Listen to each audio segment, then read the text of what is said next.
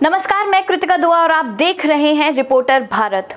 हमारी अब तक की वीडियोस में आप सभी को एमसीडी द्वारा शुरू की गई वेबसाइट की कुछ ही सुविधाओं से परिचय कराया गया था। आज दिल्ली के वेस्ट जोन के deputy health officer doctor Saurabh Mishra आप सभी को एमसीडी की वेबसाइट की अन्य सुविधाओं से परिचय कराएंगे।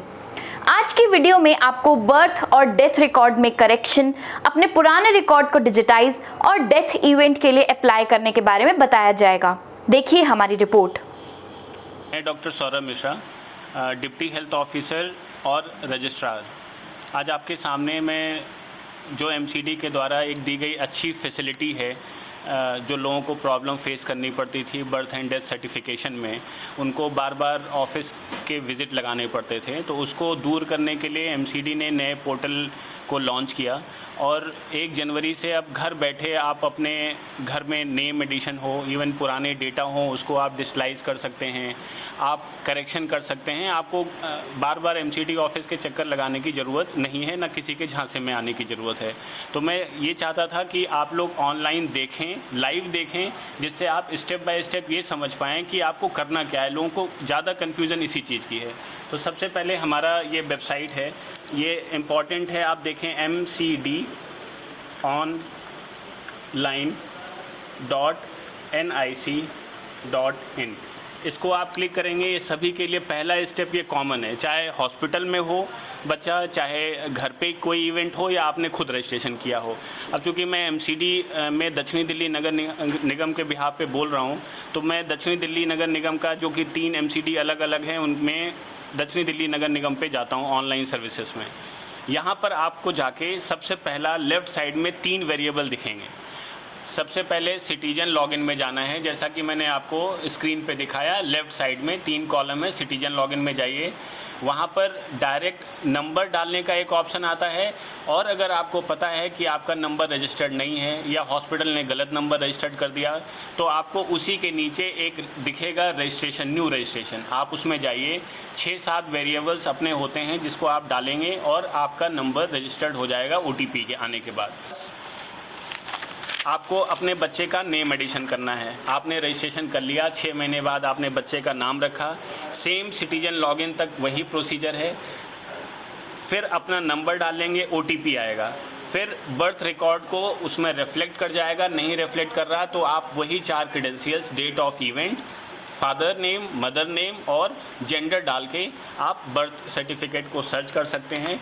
उसके बाद बच्चे का, अगर छोटा बच्चा है आप नाम ऐसे ही रख सकते हैं। अगर 10 साल बाद नाम रख रहे हैं, 8 साल बाद नाम रख रहे हैं, तो बच्चे का एजुकेशन आईडी, आधार कार्ड या पासपोर्ट जो भी बना हो उसमें बच्चे का नाम मदर पेरेंट्स के साथ दिखेगा। आराम से रजिस्ट्रेशन होगा, कभी रिजेक्ट की एप्लीकेशन नहीं होगी। उसके बाद आती है डेथ इवेंट और बर्थ इवेंट सेम होते हैं। डेथ इवेंट घर में ज़्यादा होते हैं, इसलिए इसमें ज़्यादा आपको ध्यान देना होता है। डेथ इवेंट होता है एक नेचुरल डेथ, एक होता है कोई मेडिको लीगल केस जिसमें मतलब डाउटफुल होता है, जिसमें पुलिस इन्वॉल्व होती है या रोड एक्सीडेंट होता है। जब कभी पुलिस इन्वॉल्व हो या रोड एक्सीडेंट का हो तो उसमें मेडिको लीगल केस में पोस्टमार्टम रिपोर्ट, डीडी रिपोर्ट, साथ में क्रिमेशन स्लिप आपको ज़रूर लगानी होती है। अब अगर एक केस आता है कि घर में डेथ हो गई या अनकॉन्शियस हो गया, आप हॉस्पिटल ले जाते हुए डेथ अगर हो गई रास्ते में, तो आप जिस हॉस्पिटल में पहुंचेंगे वो ब्रॉड डेथ का सर्टिफिकेट देगा। उस सर्टिफिकेट को इन सब के साथ लगाना होगा। और अगर नेचुरल घर में डेथ हुई है तो आपको सिर्फ क्रिमेशन स्लिप में लोग कंफ्यूज हो जाते हैं। लकड़ी की पर्ची और क्रिमेशन स्लिप 2 अलग अलग चीज़ें हैं। क्रिमेशन स्लिप में date of event, date of death और सारे क्रेडेंशियल्स होते हैं, तो लकड़ी की पर्ची ही सिर्फ न लगाएं, वो सारा डिटेल साथ में लगाना चाहिए। जो अप्लाई कर रहा है उसकी आईडी ज़रूर होनी चाहिए। डिजीज़ की आईडी आप लगाएं। अगर मान लीजिए आधार कार्ड आपके पास नहीं है तो एक डिक्लेरेशन फॉर्म साथ में अटैच कर दें। ये देखिए, जैसे मैंने यहाँ पर दिखाया, यहाँ तक का स्टेप बिल्कुल सेम है। Documents to be attach with application, ID of deceased, ID informant, scan copy of cremation slip, जैसा मैंने कहा लकड़ी की पर्ची और क्रिमेशन स्लिप में जिसमें सारे डिटेल होते हैं। ब्रॉड डेट के केस में ब्रॉड डेट का सर्टिफिकेट हॉस्पिटल देता है। मेडिको लीगल के केस में postmortem report, DD report, body handover receipt, cremation slip के साथ आईडी डिजीज़ की लगानी होती है।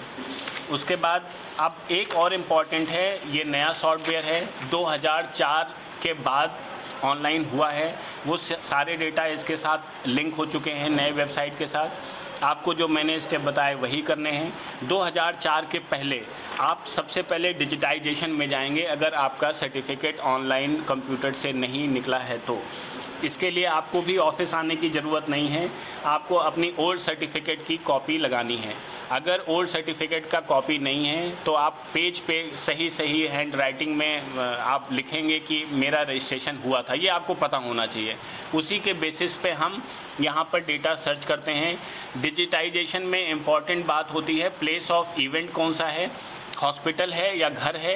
डेथ के केस में क्रिमेशन स्लिप कौन सी, क्रिमेशन स्लिप कहाँ से जनरेट हुआ था, अगर वो मिलेगा तो हमारे लिए डेटा को सर्च करना बहुत आसान हो जाता है।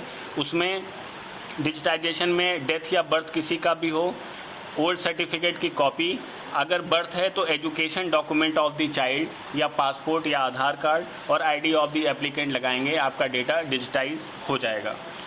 अब एक इम्पॉर्टेंट है करेक्शन बर्थ का और डेथ का।